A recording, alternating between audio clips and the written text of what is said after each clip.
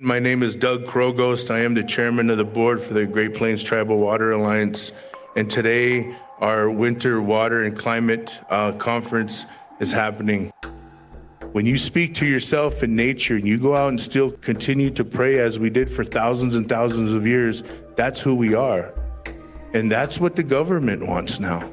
That's what the states want. That's what these federal agencies want to know. They want to know how it is that we've always continued to do this. You know, there's going to be a point here through our tribal water code and our tribal policy. We got to track every drop of water on the reservation. We got to know who's using it. How are they using it? What are they doing to it? How much are they using? We got to have a TIPA, a Tribal Environmental Policy Act. Every tribe needs a TIPA.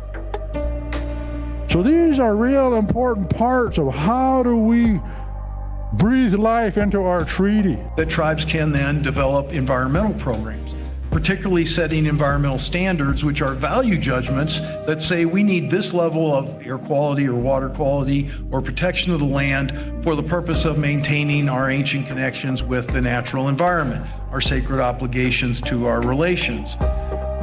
EPA has authority to fill the gaps where tribes don't take those roles on or haven't yet or are developing the capacity to do so. The reality is that the EPA steps in only when necessary to issue a permit so that someone can legally operate, or in some cases where there's a major catastrophe.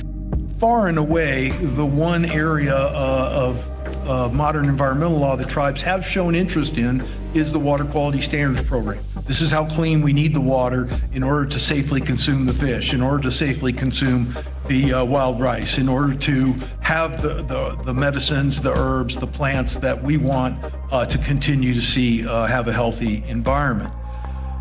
Tribal water quality standards allow you this significant opportunity to do what states don't do, right? Which is to recognize the traditional and cultural uses.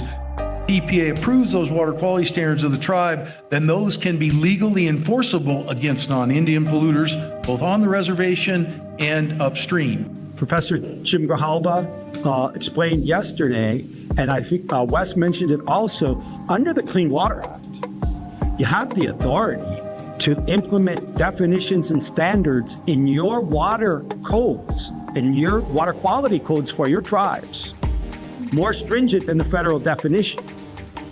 So you can make laws more stringent than the federal requirements. And you can also affect, when you have federally approved water quality standards, water quality upstream. That sounds pretty good. For those of you who know anything about tribal sovereignty, the way the Supreme Court of the United States sees it, you have sovereignty over yourselves, you have sovereignty over your citizens, you may have sovereignty over non-Indians in your territory, although almost never happens. You certainly don't have any power outside your territory. But if EPA approves your tribal water quality standards, suddenly you do have some influence, not direct power, not regulatory jurisdiction, but some legally enforceable influence over those upstream polluters. Which is why it's hard to understand why only 15% of tribes in those 300 reservations in the lower 48 have developed and gotten approved their water quality standards. A big part of environmental justice from EPA's perspective is that these communities who don't have the political power, right, to call up a senator like Bismarck did to get the DAPL route changed, right? We don't want this upstream because that'll threaten our water. Right? Well, let's put it downstream. And when Standing Rock said, what about our water? They said, oh, don't worry, it won't leak. Pipelines don't leak. This is state of the art, right? And so there's a lot of potential need for water quality protection that is probably ubiquitous across all of Indian country. And so that's where our focus has been so far. Janet is spreading the word. Chairwoman Alcar is spreading the word. Expand the Great Plains Tribal Water Alliance and take control of the Missouri River.